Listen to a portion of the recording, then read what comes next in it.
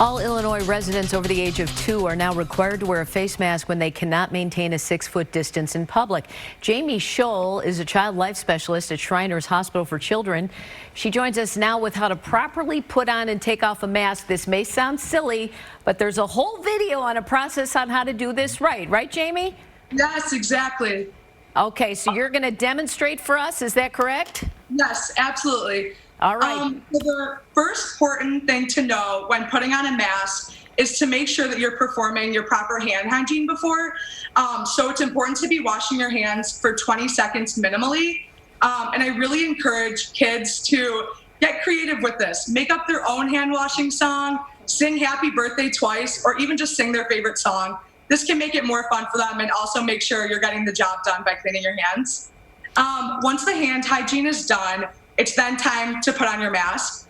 The first thing I always like to tell people before putting on a mask is making sure that you're never touching the front of your mask. It's always important to hold the mask by the ear loops. So I have a mask right here.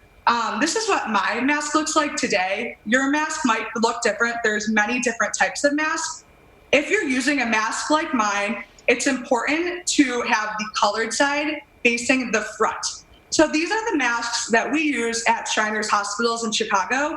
So like I said, you might be using a different mask. The first thing, like I said, is to put it over your ear loops, just like this, over your ears. Now it's important to take the front of the mask and the chin and pull it down.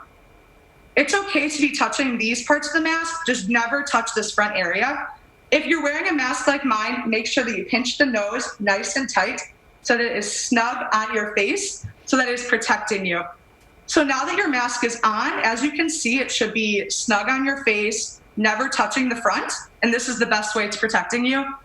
Now when it's time to take it off, there is a proper way to store the mask as well.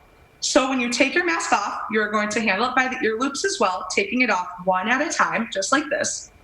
And then if you're only using the mask temporarily, you're taking it off just to eat, you should be putting the mask face down, the colored side down, on a clean paper towel, just like this.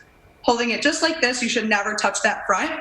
If you're putting it away for more of a permanent time, you can grab like a brown paper bag like this or a clean storage bag to keep the mask in to make sure it's safe and not being exposed to germs when you're not using it. So these are some steps that we use at Shriners in Chicago and can be really good to teach kids and families so they're educated on how to properly wear a mask and how it can be help keeping them safe the best. Jamie, real quick, when you say the front of the mask, I know you don't want to touch the inside by your nose, but you say you shouldn't even touch the front that's on the outside? Exactly. The only parts, if you are wearing a mask like mine, that it's okay to touch is by that nose up there if you are pinching it tight and to bring it over your chin. You also should never leave the mask hanging on your chin or below your chin. It should always be covering your face. Never leave it dangling. That's important to know as well. All right, Jamie, thanks so much for joining us. We appreciate it. Yeah, absolutely. Thank you for having me. For more information, you can check out shrinerchicago.org.